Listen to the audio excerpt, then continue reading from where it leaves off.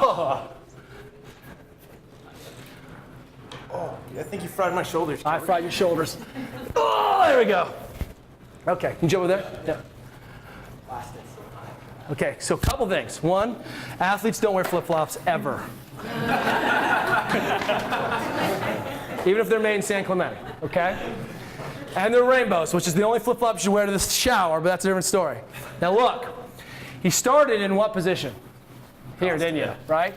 Now, he's got his feet pressed appropriately. His butt squeezed? Yes. Butt squeeze, beautiful hollowed position. Is anyone in a good position? No. So fix that for us, guys. Yeah, what did you see? Instantaneously, what were they doing? So, you work out? They couldn't extend, could they? You smoked out. You were up there like, oh, mercy. And you can't find that position of stability, and you can't lock off because they started and they finished in an internally rotated position. All three of them across. Dave Lees came to our gym. He's one of Greg Glassman's original fire breathers from CrossFit Santa Cruz. They had just done a workout. Dave does not have shoulder pain. He is like, they call him Cave Dave.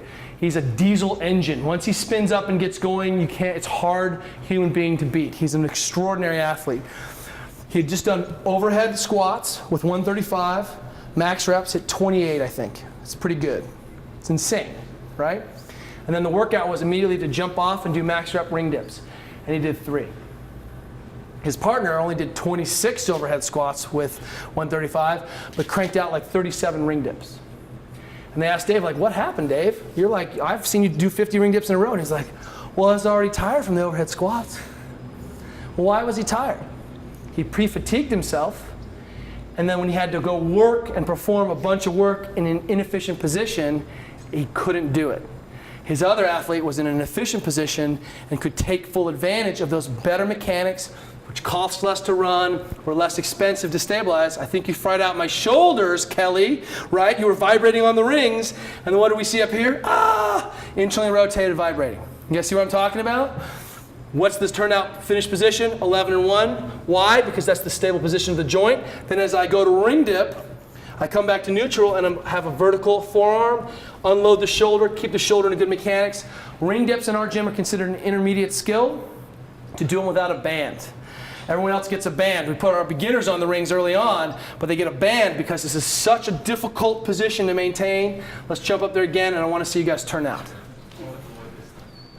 So what's your default position? To externally rotate, his feet went behind. Now watch. If I do this, did you see how his feet went back? It's weird how that happens. Remember that I said that you had to control it. Good, hold that position.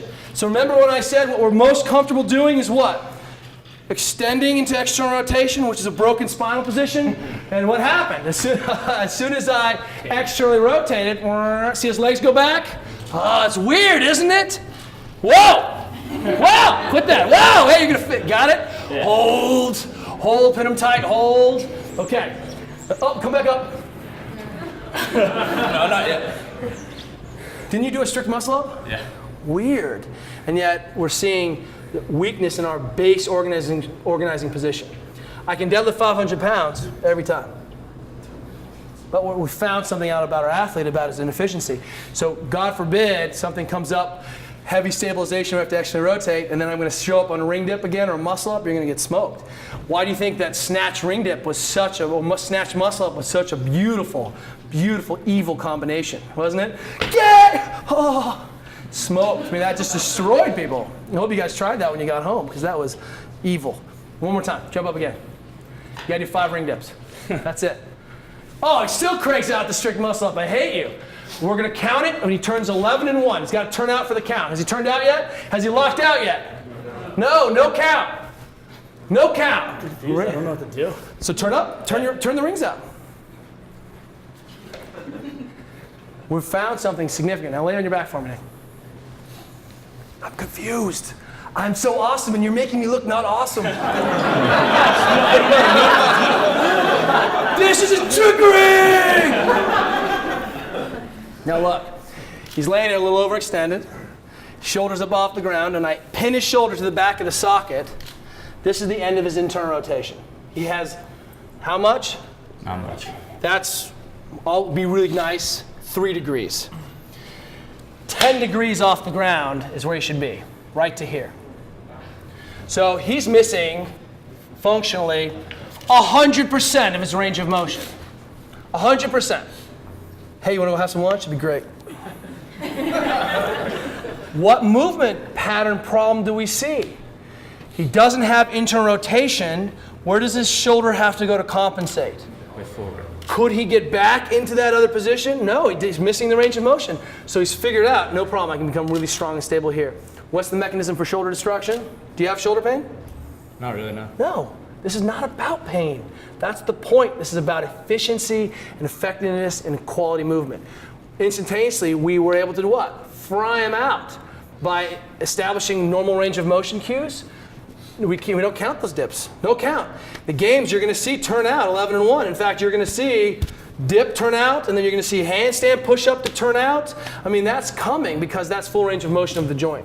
The same way this became our standard for full range, because otherwise it's really difficult to be full range until you loosen up the joint. Isn't that what we're doing there? You can see now, stable, stable, stable, and then I loosen up the joint so I can get full extension, and then the very first thing I do is whoop, wind that thing up in external rotation so I can get some speed, woo, right, and pull.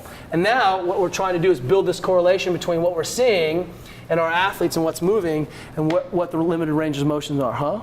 It's amazing, huh? Do you want to take them in a ring contest? I bet you can. Come on over here, let's do it. No, I'm just kidding, that's good. You were sweating, everyone's sweating.